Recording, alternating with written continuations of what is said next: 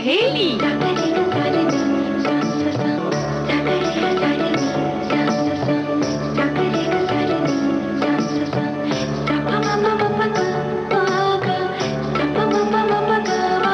सखी सहेली।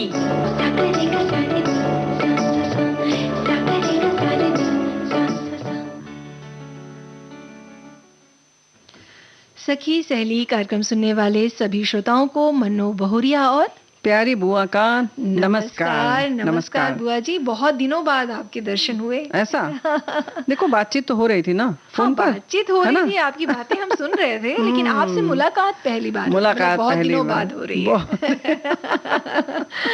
देखो, ऐसा ही होता है, जब बहुत दिनों बाद मिलो तो बोलना कुछ चाहो, निकलता कुछ है। और कभी कभी जब ये कुछ निकलता और है ना, तो उसका बहुत मायने बदल जाता है। तो इसको कम्युनिकेशन गैप भी कभी कभी कह देते हैं। बिल्कुल।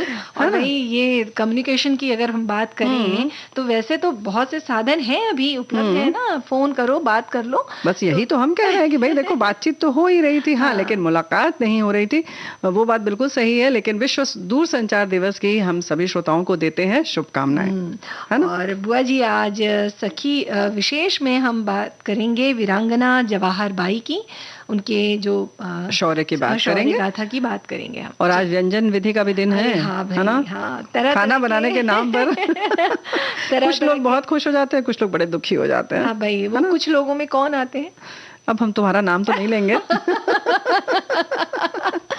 भाई, कम्मो बहुरिया जो है ना, बनाती बहुत अच्छा है, लेकिन कभी कभी रसोई घर में जाती हैं, और जाती हैं तो फिर तो खाने में स्वाद आ जाता है। बुआ जी, हम ये भी इंतजार करेंगे कि हमारे श्रोता भी कुछ व्यंजन विधियां लिख के भेजें। वो तो भेजते ही हैं, और बहुत बढ़िया बढ़िया भेजते हैं। कभी कभी भाई समय नहीं रहता तो हम उसे शामिल नहीं कर पाते, और वो जो उसका जब रिजल्ट आता है ना, वो पता चल जाता है। हमारे श्रोता बताते हैं। अरे भाई बुआ जी, अभी रिजल्ट की बात आपने कही, तो जो बहुत सी परीक्षा हुए हैं बोर्ड के, उसके परिणाम आ चुके हैं और कुछ के आने बाकी हैं जी। तो हमारी भी कुछ जिम्मेदारी है। बिल्कुल, हमारी भी जिम्मेदारी है, तो इन जिम्मेदारियों के बारे में भी हम बात करेंगे। जी हाँ, बधाई भी देंगे, और उसके साथ साथ जो अभिभावक हैं जिन्होंने बहुत सारी मेहनत की थी, उन्हें भी बधाई दी जाएगी, लेकिन उसके साथ साथ बड़े सबक भी दिए जाएंगे। हाँ। अब हम आए हैं तो कुछ तो बताएंगे ना, कि ये ना करो, ये करो। बिल्कुल। और कहते हैं ना कि टेंशन हो अगर इस तरह के परिणाम में, तो क्या टेंशन ना लें, टेंशन ना लें। बिल्कुल टेंशन ना ले, कोई भी परिणाम हो, क्योंकि भाई टेंशन से क्या होता है, वो होता है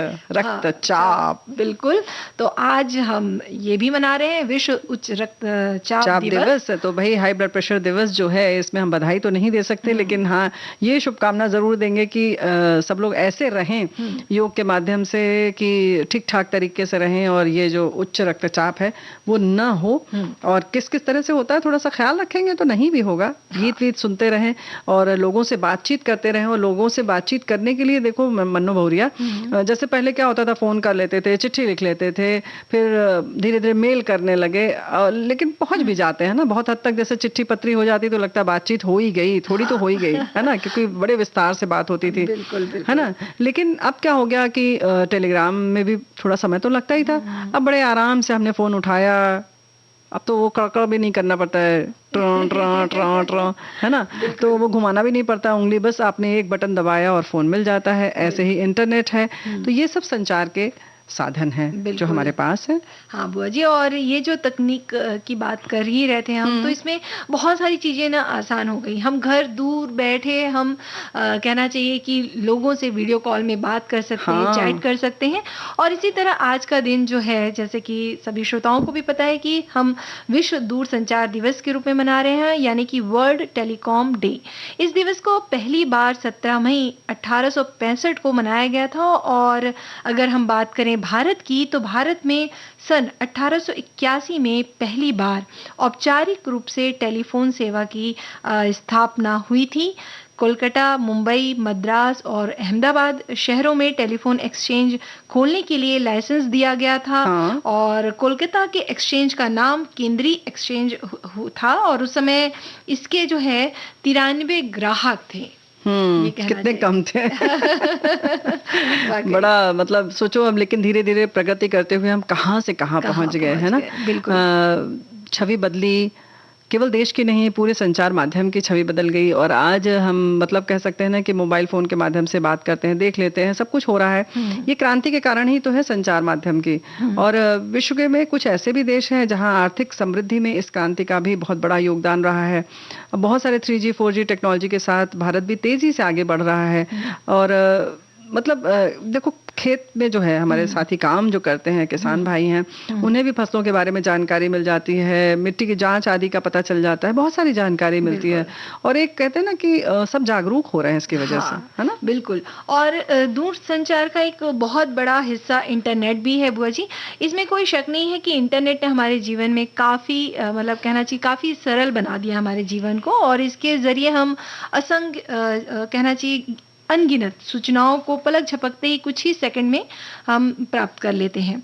इंटरनेट सिर्फ कहना चाहिए सूचनाएं ही नहीं, बल्कि सोशल नेटवर्किंग से लेके स्टॉक एक्सचेंज है, बैंकिंग है, ई शॉपिंग है, रेलवे रिजर्वेशन है, जैसे परीक्षाओं के फॉर्म भरने हैं, परिणाम आप देख अभी परिणाम ही देखो आया ना, लोगों ने इसी इंटरनेट पर बैठकर देख लिया। हाँ, यहाँ तक कि आप नौकरी भी ढूंढ सकते हैं ना, तो ढूंढ रहे हैं लोग। बहुत सारे इंटरव्यू फोन पर ही हो जाए, मतलब कंप्यूटर पर, लैपटॉप पर, जिस पे भी आप, मतलब ये संचार माध्यम के ही माध्यम से हो जाता है, आपको जाना नहीं पड़ता।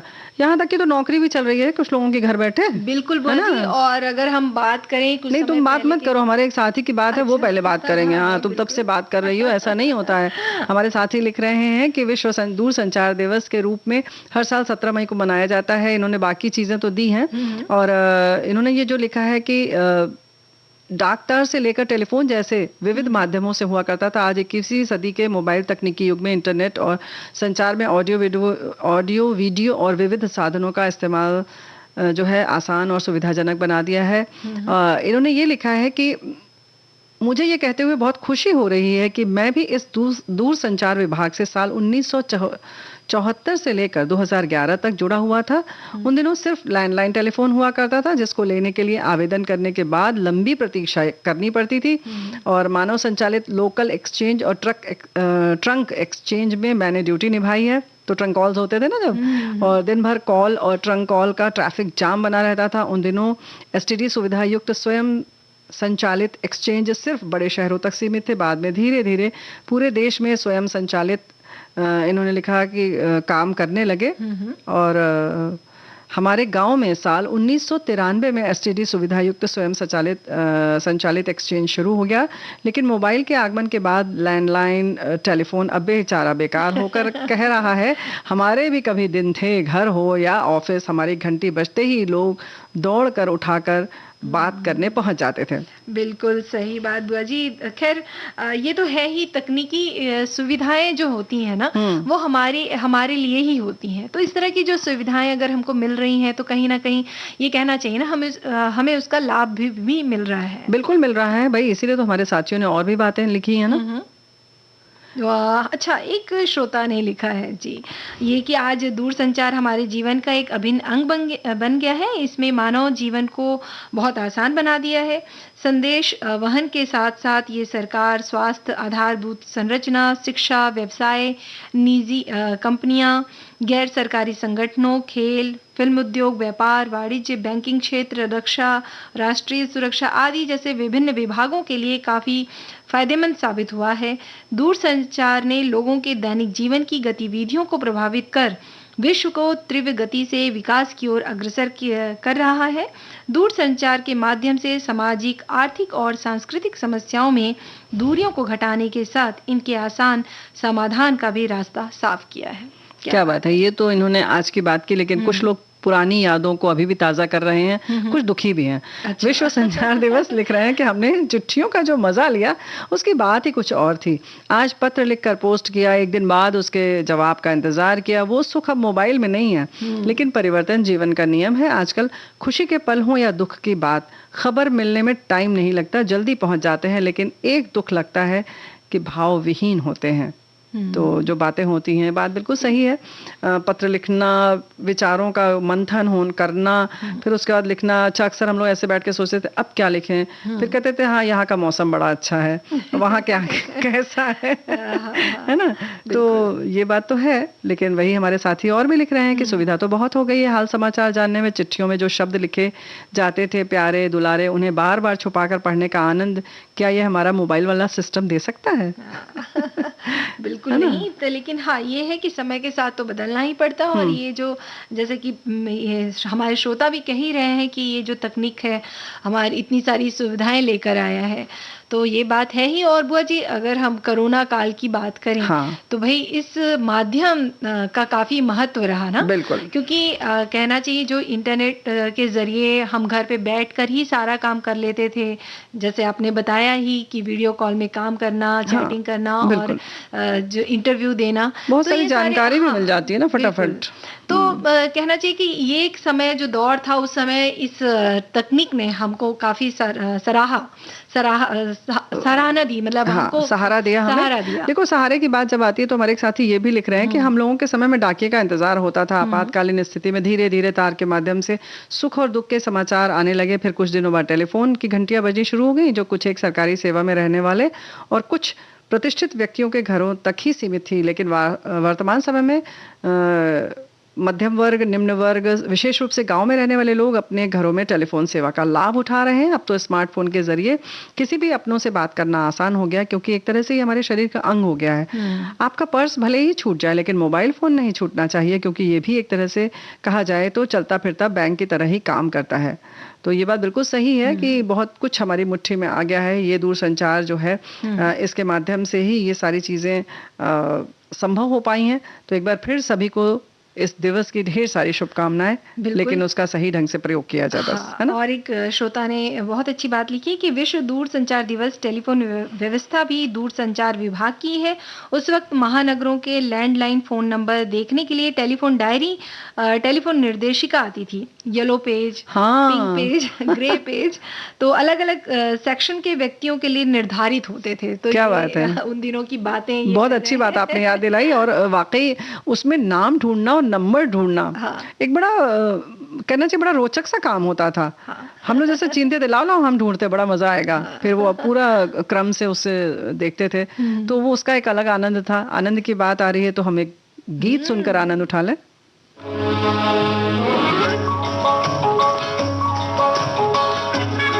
हेलो, हिंदुस्तान का देहरादून।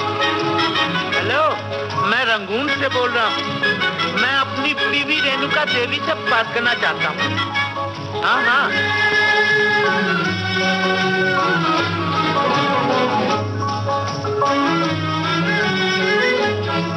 मेरे पिया, ओ मेरे पिया गए रंगून, किया है वहाँ से टेलीफोन।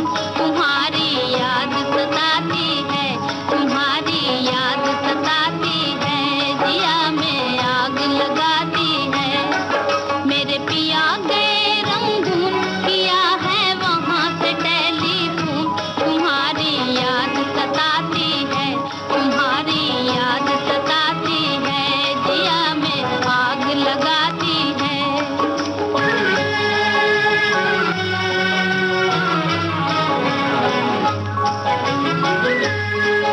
हम छोड़ के हिंदुस्तान बहुत पछताए, बहुत पछताए। हम छोड़ के हिंदुस्तान बहुत पछताए, बहुत पछताए। हुई भूल जो तुमको साथ न लेकर आए, हुई भूल जो तुमको साथ न लेकर आए। हम बर्मा की गलियों में और तुम हो देहरादून। तुम्हारी याद सताती है, तुम्हारी याद सताती है, दिया में आग लगाती है। मेरे पिया गए रंगून, किया है वहाँ से टेलीफोन। तुम्हारी याद सताती है, तुम्हारी याद सताती है, दिया में आग लगाती है।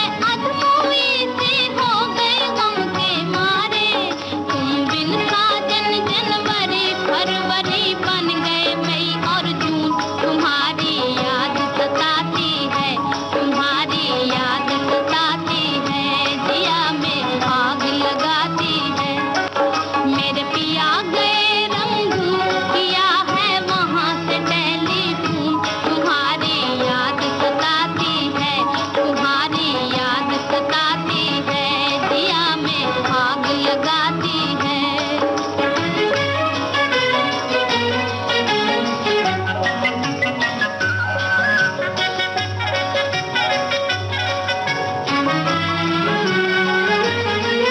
आज तुमसे बिछड़ के हो गए हम सन्यासी, हम सन्यासी। आज तुमसे बिछड़ के हो गए हम सन्यासी, हम सन्यासी। खा लेते हैं जो मिल जाए रूखी सूखी बासी, खा लेते हैं जो मिल जाए रूखी सूखी बासी। आज लुंगी बांध के करें गुजारा, भूल गए पतलून तुम्हारी याद सताती है, तुम्हारी याद सताती है, दिया में आग लगाती है। मेरे पिया ने रंगून किया है वहाँ से टेलीफोन, तुम्हारी याद सताती है, तुम्हारी याद सताती है, दिया में आग लगाती है। अच्छा मन्नू बहुरिया, एक तो ये बताओ, हाँ। जब कोई दिवस होता है तो कुछ थीम वीम भी तो होती है ना? बिल्कुल होती है। और क्या है? हाँ जी, विश्व दूर संचार दिवस की थीम इस बार है सूचना और संचार प्रौद्योगिकियों के माध्यम से सबसे कम विकसित देशों को सशक्त बनाना। क्या बात है। तो भाई सशक्त बनाना है और दूर संचार की बात चल रही है। तो जैसे हमारे साथियों ने लिखा ना, चिट्ठी में जो मजा था वो खत्म हो गया, तो ऐसा नहीं है। एक हमारे साथी ने तुरंत चिट्ठी लिखकर भेज भी दिया, पता है, अभी 2 मिनट पहले। बड़ा अच्छा लग रहा है। लिख रहे हैं, आदरणीय रेणुका जी, बहन पूनम त्रिपाठी जी, आप सभी को बहुत बहुत नमस्कार। हम यहाँ पर ठीक है, भगवान की कृपा से आप भी कुशल मंगल होंगे। बच्चों के एग्जाम हो गए हैं, कुछ के रिजल्ट आ गए हैं, कुछ के आने के हैं। हम सब आप लोगों को बहुत याद करते हैं। आप कभी आकाशवाणी रायपुर घूमने आए तो वहाँ भी कुछ कार्यक्रम प्रसारित करें। यहाँ के सभी श्रोता आपको बहुत याद करते हैं। अभी यहाँ पर बहुत धूप खिली हुई है, गर्मी बहुत ज्यादा है। आपके शहर का मौसम कैसा है जरूर लिखिएगा। आपका छोटा भाई, तो आपके व्हाट्सएप खत का इंतजार हमें रहेगा। विश्व दूर संचार दिवस की हार्दिक शुभकामनाएं। क्या बात है, तो क्या बात है। हाँ, तो देखो इन्होंने लिख दिया आपका छोटा भाई। अक्सर क्या होता था, हमारा एक ऐसे भांजा था, अपने आप लिख देता था आपका प्यारा अभिनव। तो हम लोग कहते तुम क्यों अपनी तरफ से आप प्यारा लिख रहे हो? तो बोले मुझे पता है मौसी, मैं आपका प्यारा हूँ। तो ऐसे भी देखो हक जमा के भी लिख देते थे। जैसे हम लोग अक्सर लिखते थे ना, आपकी बहन, आपकी छोटी बहन, वो अपने आप लिखता था आपका प्यारा। जी बुआ जी। तो और कितनी अच्छी बात है ना कि देखिए, एक रेडियो भी एक मतलब कहना चाहिए हमारे श्रोता हमसे इतने अच्छे से जुड़े हैं इस माध्यम से। और काफी श्रोताओं ने इस दिवस के लिए हमको बधाई भी दी है और कहा भी है कि भाई विविध भारती से जुड़ना जो है, इस कहना चाहिए कि इसी के मतलब वजह से हाँ, है, इसी का परिणाम है। हाँ। तो भाई ऐसा है कि आप विविध भारती से जुड़े हैं, तो हम भी तो आपसे जुड़े हैं इसी के माध्यम से। तो आपको भी ढेर सारी शुभकामनाएं।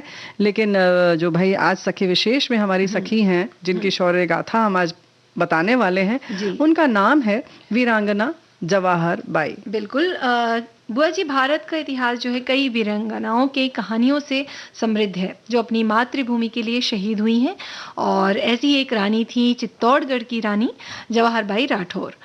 रानी जवाहर बाई चित्तौड़ के शासक विक्रमादित्य की पत्नी थी। उनकी सास जो थी रानी कर्णावती भी बहुत बहादुर शासक रहीं, जिन्होंने अपने सूझबूझ से कई बार युद्ध को टाला। और रानी जवाहर बाई के पति जो थे विक्रमादित्य, चित्तौड़ के सबसे विफल राजाओं में से एक माने जाते हैं। इसके बावजूद रानी जवाहर बाई युद्ध कला जानती थीं और कई मामलों में एक कुशल गृहिणी भी थीं। गुजरात के बादशाह बहादुर शाह ने चित्तौड़ के लिए के किले को अपनी असंख्य सेना के बल पर घेर रखा था। उस वक्त मेवाड़ की राजगद्दी पर उनके पति जवाहर बाई के पति यानी कि विक्रमादित्य आसीन थे और सरदारों के साथ व्यवहार ठीक नहीं था उनका, जिसकी वजह से ज्यादातर सामंत जो है वो मेवाड़ चले गए और कुछ बहादुर शाह से मिल गए थे। जिससे क्या हुआ कि ये तो दिक्कत हो ही जाती है ना कि अगर आप दुश्मन से मिल जाए तो दिक्कत होगी, जिससे राज व्यवस्था बिगड़ जाती है। और यही यहाँ पर भी हुआ। और फिर इनकी जो माता रानी कर्णावती थी, जो कि जवाहर बाई राठौर की सास थी, उन्होंने मेवाड़ के सरदारों से अपनी मातृभूमि की रक्षा के लिए बहुत भावुक पत्र लिखा और उसी के माध्यम से उनका आह्वान किया। देखो यहाँ पत्र कितना काम आया है ना? हाँ। और महारानी का पत्र पाकर मेवाड़ के जो सरदार सरदार थे, उनके मन में देशभक्ति की लहर उमड़ पड़ी और वे अपनी मातृभूमि की रक्षा के लिए युद्ध के लिए तैयार हो गए। लेकिन मेवाड़ के वीर सैनिक जो थे, वो दुश्मन जो बहादुर शाह थे, जिन्होंने आक्रमण किया था उस किला पे, वो कई गुना बड़ी सेना के आगे वो शहीद होते रहे। आखिरकार शत्रु सेना का किले में प्रवेश सफल होता देख राजपूत नारियों ने रानी कर्णावती के नेतृत्व में जौहर करना तय किया। ऐसे में सभी क्षत्रियों ने जौहर की चिता सजा ली। आग की लपटें आसमान छूने लगी। तभी रानी जवाहर बाई ने सभी क्षत्रियों से आह्वान किया कि जौहर करने के पहले हम सिर्फ अपने सतीत्व की रक्षा कर पाएंगे, लेकिन मातृभूमि की रक्षा के लिए हमें आगे बढ़ना होगा। जो महिलाएं लड़ सकती हैं उन्हें लड़ना चाहिए। इस आह्वान के बाद देखते ही देखते असंख्य राजपूत वीरांगनाएं जो हैं हाथों में तलवार लेकर युद्ध में उतर गईं। ये बहुत बड़ी बात है। ये बात बिल्कुल सही है कि सती होना आसान है, उन्होंने कहा, लेकिन लड़ना मुश्किल है और वही करना चाहिए। और यही हुआ। शत्रु सेना को चित्तौड़ के किले में जौहर यज्ञ की ज्वालाएं तो दिखाई दे रही थी। वो कुछ समझ पाते कि क्या होने वाला है। भाई वो सोच रहे थे कि अब सब लोग सती हो जाएंगे। तभी उन्हें किले के मुख्य द्वार की ओर से रानी जवाहर बाई के नेतृत्व में घोड़ों पर सवार, हाथों में नंगी तलवार लिए रणचंडी के रूप में रानी जवाहर बाई की सेना दिखाई दी और वो एकदम हक्का बक्का रह गए। है ना? युद्ध के दौरान दोनों सेनाओं के बीच घमासान युद्ध हुआ। वीरांगनाओं ने शत्रु सेना पर कहर ढा दिया।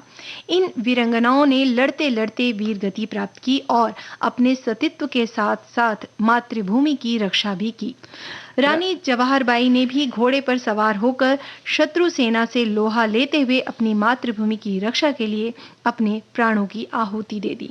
इस तरह से रानी जवाहर बाई ने अपने सतीत्व और मातृभूमि के लिए प्राणों को न्यौछावर कर दिया और शौर्य का एक अनुपम अद्भुत उदाहरण हमारे सामने प्रस्तुत किया। उन्हें नमन करते हैं हम।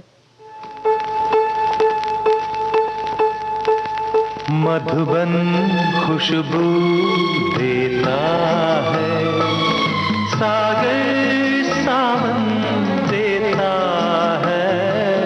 जीना उसका जीना है, जो औरों को जीवन देता है। मधुबन खुशबू देता है।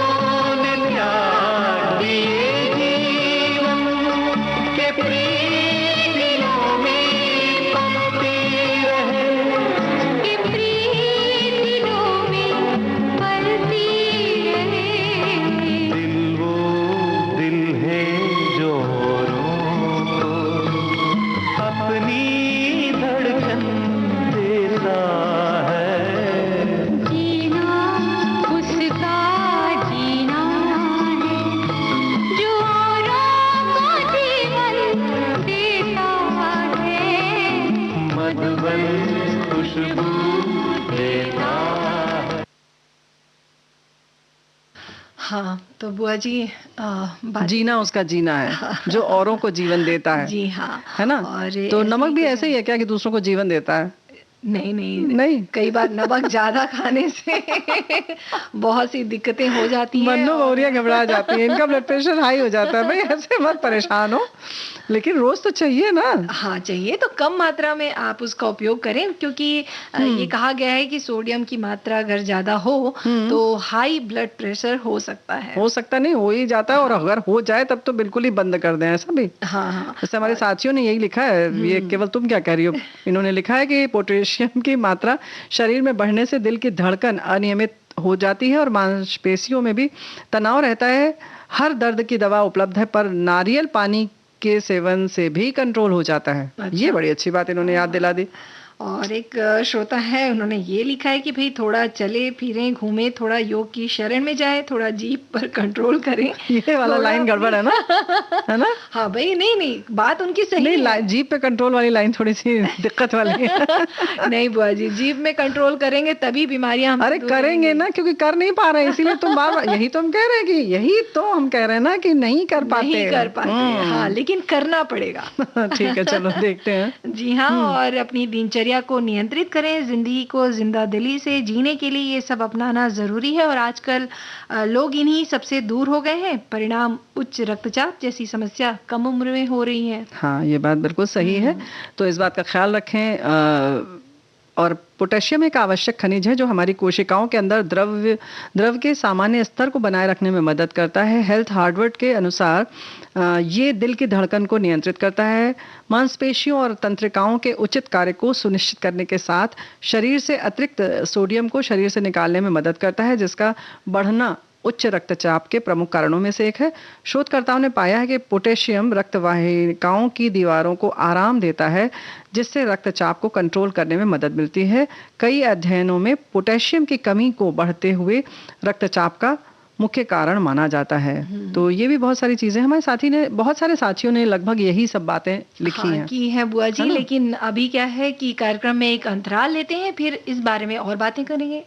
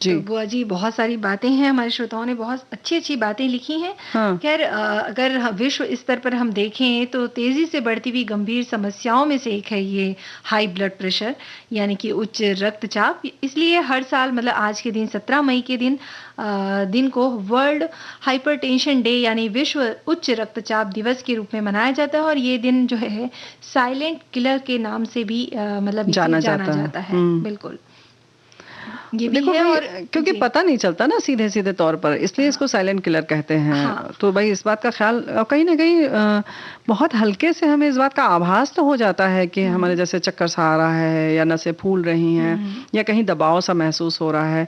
तो इन सारी चीज़ों का आपको ख्याल रखना होगा। हम जैसे बार बार कहते हैं कि अपने शरीर की भाषा को समझे, वो आपसे बताता है।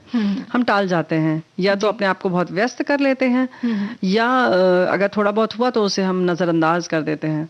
तो ऐसा ना करें। बिल्कुल। और ये जो ब्लड प्रेशर जो है ये कैसे होता है बुआ जी, ये बेसिकली कहना चाहिए कि धमनियों के जरिए जो ब्लड फ्लो होता है, रक्त का प्रवाह जो होता है, प्रवाह जो होता है, इस दबाव की एक निश्चित मात्रा की आवश्यकता होती है धमनियों को। और यदि ब्लड फ्लो के दबाव सामान्य दबाव से अधिक होता है तो ये रक्त जो है धमनियों की दीवार पर अतिरिक्त तनाव डालता है और इसे ही मतलब दबाव बढ़ता है एक तरीके से। हाँ, जी तो हाँ, रक्त का दबाव जो कहते हैं इसे ही हाई ब्लड प्रेशर कहा जाता है। बिल्कुल।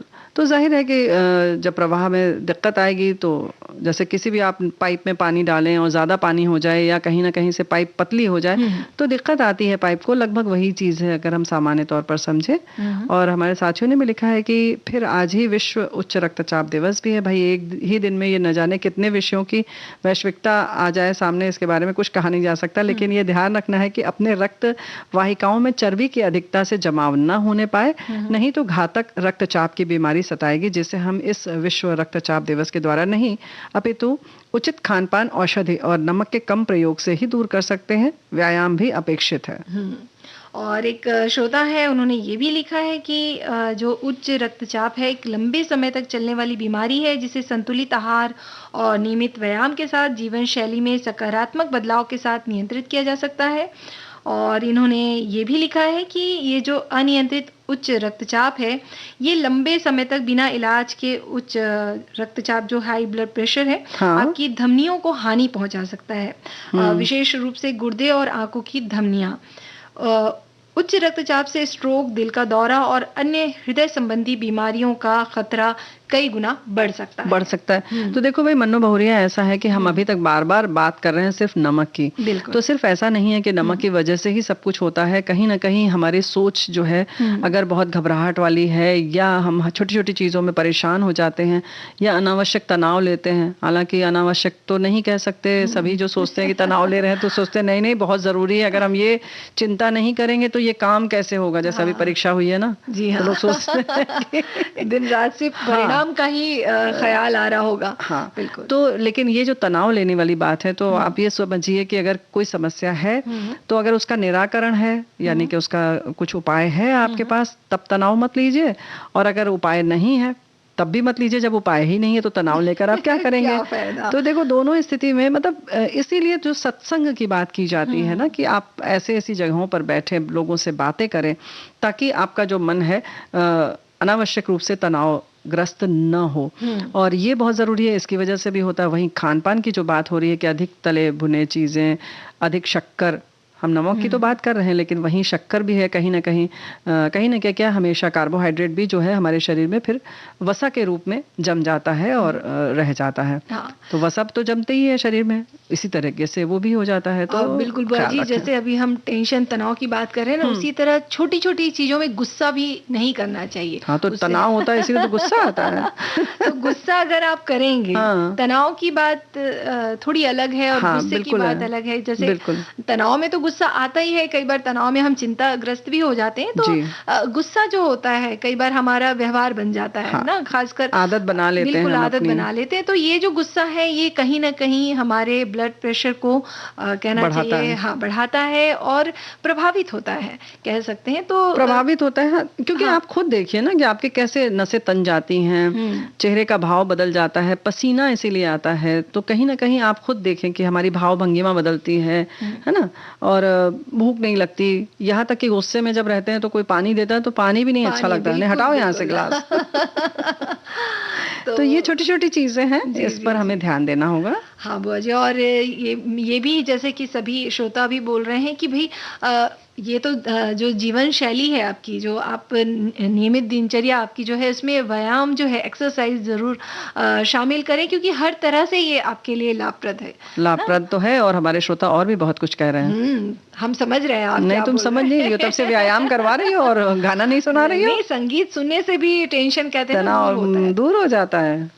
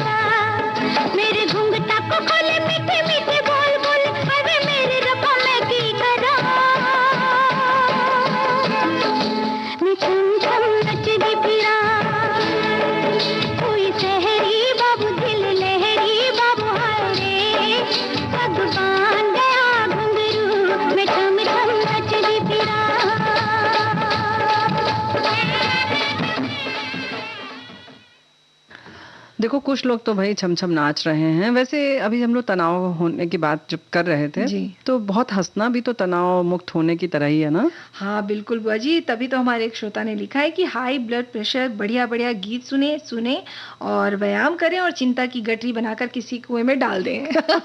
क्या बात है! तो चिंता की गठरी भाई कुएँ में डाल दीजिए, ये बहुत अच्छी बात है। बनाइए तो पहले, लेकिन हम गठरी कहाँ बनाते हैं? वो गठरी जो बनाते हैं, हम अपने सिर पर रखे रहते हैं उसको। तो भाई हटा दीजिए। हाँ। और जो बच्चों ने परीक्षा दिया है, जिनके नंबर आए हैं, जो पास हो गए हैं, उन्हें ढेर सारी बधाई, शुभकामनाएँ। और जो किसी वजह से रह गए, तो भाई उनके लिए भी ढेर सारी शुभकामनाएँ कि वे अगली बार के लिए खूब अच्छे से जमकर तैयारी करें और इस बार का जो अनुभव है उसके साथ और अच्छे नंबर लाएंगे, क्योंकि इस बार का जो अनुभव उनको मिला है वो काम आएगा ना। हाँ, बिल्कुल काम आएगा। और खासकर बुआ जी जो अभिभावक हैं, पेरेंट्स हैं, उन वो भी इस बात मतलब इन बातों का ध्यान रखें कि जो आपने कुछ अगर अपेक्षाएं रखी हैं, हाँ। तो वो अपने बच्चों के सामने ऐसे व्यक्त ना करें।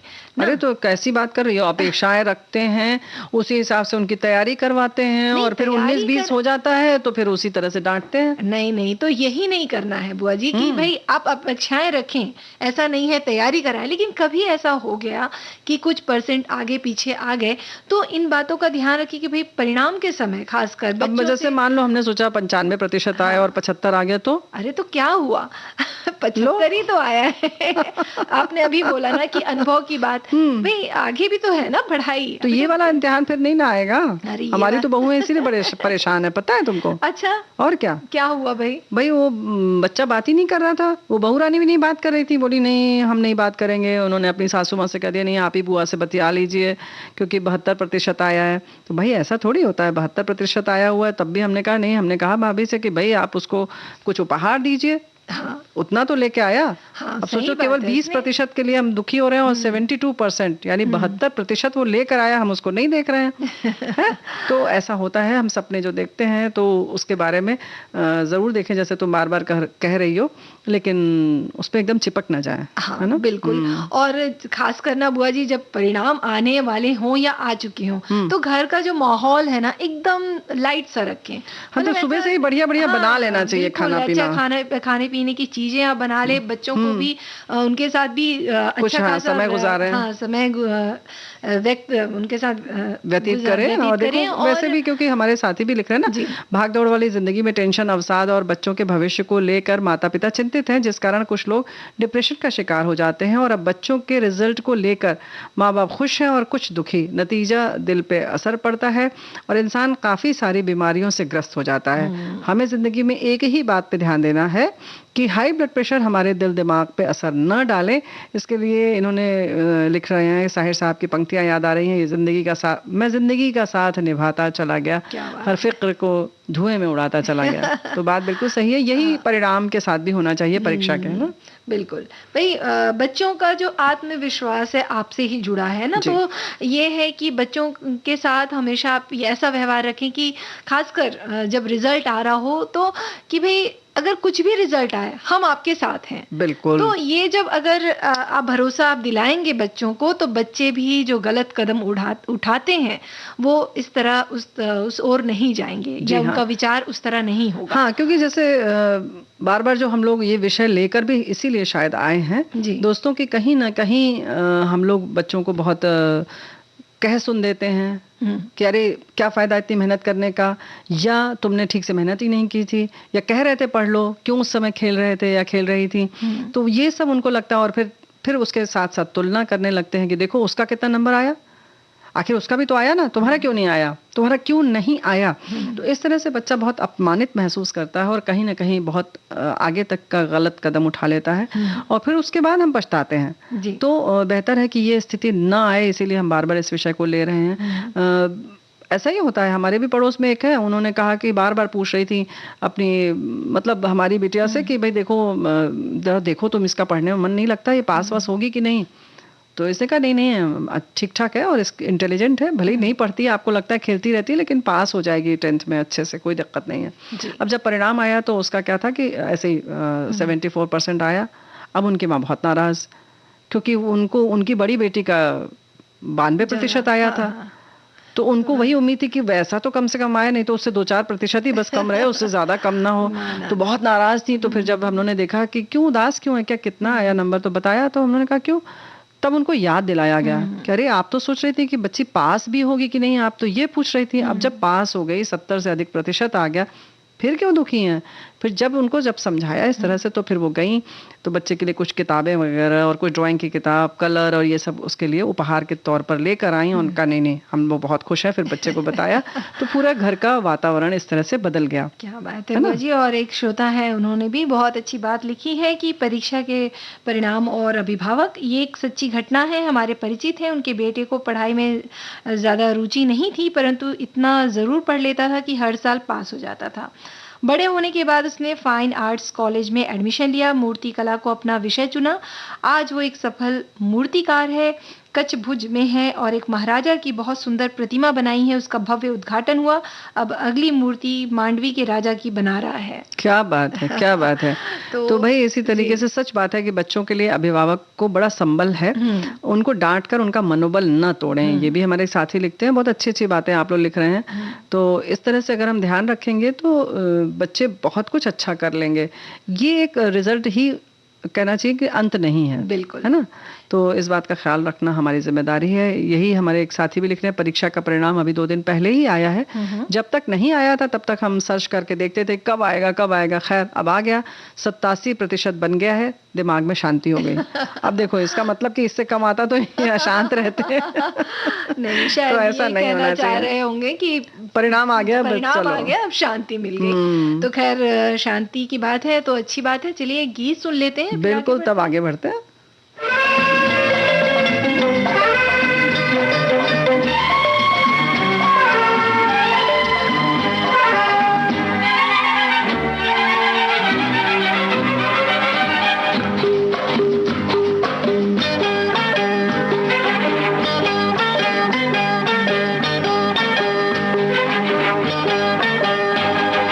मैंने कहा फूलों से, मैंने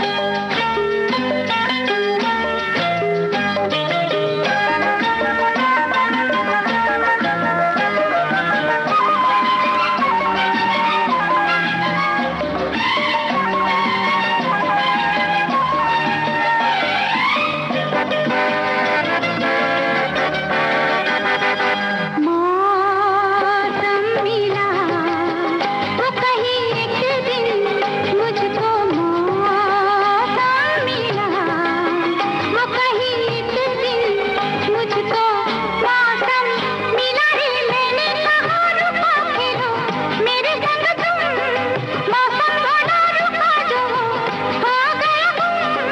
मैंने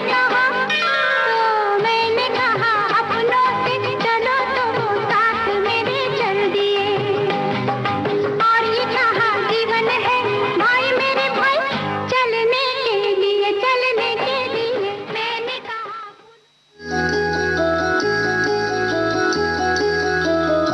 कथा सुधा, कहानियों का दरिया। लहरों में गोते लगाएंगे, कभी हंसेंगे तो कभी आंखें नम कर जाएंगे। कभी परिवार तो कभी सामाजिक सरोकार की बातें होंगी। सरकार, अभी तो मेरे पास रुपए है नहीं। मेरा नीम का पेड़ गिरवी धरा हुआ है। इतना पुराना पेड़ गांव भर में दूसरा नहीं है। अरे सरकार, पेड़ न कटवाइएगा, रुपए मैं दे ही दूंगा। सुनिए ऐसी ही कुछ कहानियां। 15 मई से हर सोमवार दोपहर 3 बजे कार्यक्रम सखी सहेली में कथा सुधा।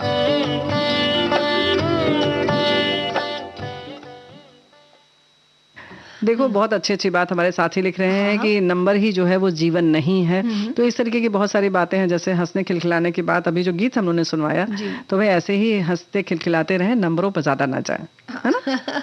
बिल्कुल। और जब परिणाम अच्छा हो, जैसा भी हो, मतलब कहना चाहिए कि हाँ, जैसे कोई व्यंजन हाँ ना, घर में अच्छे अच्छे व्यंजन जरूर बनाएं और खुद खाएं और बच्चों को भी खिलाएं। क्या बनाएं बताओ। भाई अभी तो मैं एक रायता बता रही हूँ, बताओ ना।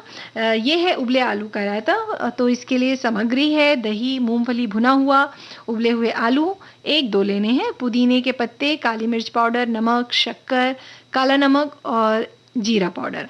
तो कढ़ाई में थोड़ा सा तेल लेना है, थोड़ा सा, और उसमें जीरा डाल दें, उबले हुए कटे हुए आलू डाल दें, थोड़ा सा नमक डाल दें, उसके ऊपर थोड़ा काला नमक डाल दें, मिर्च पाउडर, जीरा पाउडर, काली मिर्च पाउडर सब डाल के इसको हल्का सा भून लें। अब जैसे कि दही है, कई लोग दही को छान भी लेते हैं, तो छनी हुई जो दही है उसमें जो आलू को आपने सेक लिया है, सारे जो मिश्रण है उसको उसमें मिला दीजिए, और ऊपर से थोड़ा सा पुदीने के जो पत्ते हैं वो भी डाल दीजिए, तो उसका अलग स्वाद आएगा। क्या बात है। और साथ में जो भुनी हुई मूंगफली है वो भी उसमें मिक्स कर दीजिए, और आप चाहें तो अनारदाना भी ले सकते हैं थोड़ा सा। हाँ, सजावट के लिए तो बहुत सारी चीजें आप डाल सकते हैं उसमें। आप बहुत फाइन चॉप करके बीटरूट डाल सकते हैं, बहुत सारी चीजें हैं छोटी छोटी, वो भी डाल सकते हैं। तो ये टेस्टी रायता, क्योंकि गर्मी का समय है तो बहुत अच्छा लगेगा। और कुम्हड़े की खीर बना सकते हैं, हमारे साथी लिख रहे हैं। कुम्हड़ा 1 पाव लेंगे, आधे कटोरी शक्कर, 1 चम्मच इलायची पाउडर, 1 लीटर दूध, 1 बड़ा चम्मच घी, ड्राई फ्रूट्स बारीक कटी हुई कुम्हड़ा क्रश कर लें, कद्दूकस कर लें, और कढ़ाई में घी गर्म करें, क्रश किए हुए टुकड़े को धीमी आंच में पका लें। अब इसमें दूध डाल दें, फिर थोड़ी देर बाद इसमें शक्कर डाल दें। बहुत जल्दी पक जाता है कुम्हड़ा। तो पीला वाला ज्यादा लेंगे, जिसको कोहड़ा भी लोग कहते हैं। और ठंडा होने पर इलायची पाउडर और ड्राई फ्रूट्स डाल दें, बस बढ़िया लगेगा। रोटी या पूरी के साथ खाएं, वैसे भी खा सकते हैं, और इसको तो उपवास में भी आप खा सकते हैं। वाकई। और ऐसे और जैसे पके केले का भी आप रायता बना सकते हैं, तो वही सारी चीजें हैं। उसमें थोड़ी सी शक्कर पड़ेगी, तो दही को फेंट लें और उसमें हरी मिर्ची डाल दें, राई का जो दाल होता है वो डालें उसमें, और राई का दाल, अच्छा, जो दाल, पीली राई होती है, और हरा धनिया, पका केला जो है उसको थोड़ा मैश करके, या तो आप उसको काट के भी डाल सकते हैं, दही में मिक्स कर दीजिए और रायता तैयार आपका। तो इस तरह से आप रायता बना सकते हैं। एक गीत सुन ले।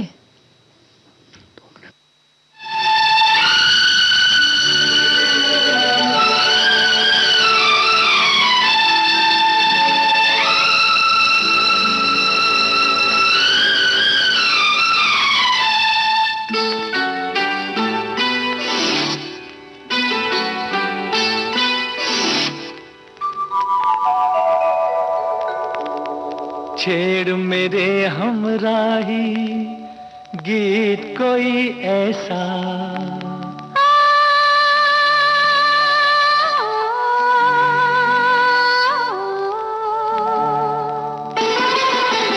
छेड़ मेरे हमराही गीत कोई ऐसा, छेड़ मेरे हमराही गीत कोई ऐसा, उम्र भर हम जिसे गुनगुनाते रहे।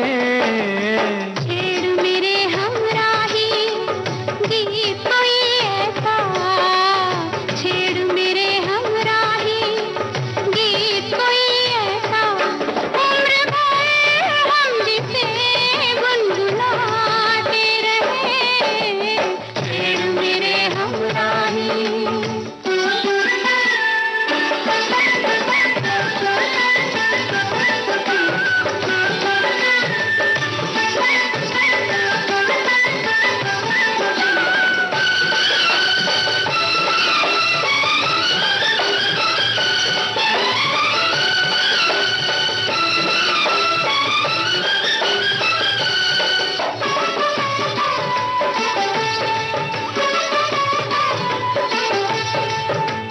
मिलके ना बिछड़े ये दिल ये पल ये आंखें, ये दिल ये पल ये आंखें, आके ना जाए ये रुत ये दिन ये रातें, ये रुत ये दिन ये रातें। मौसम बागों में आते जाते रहे।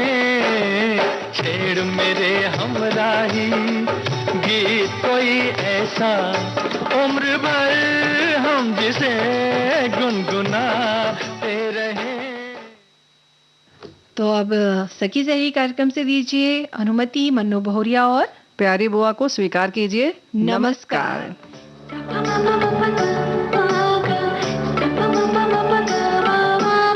सखी सहेली।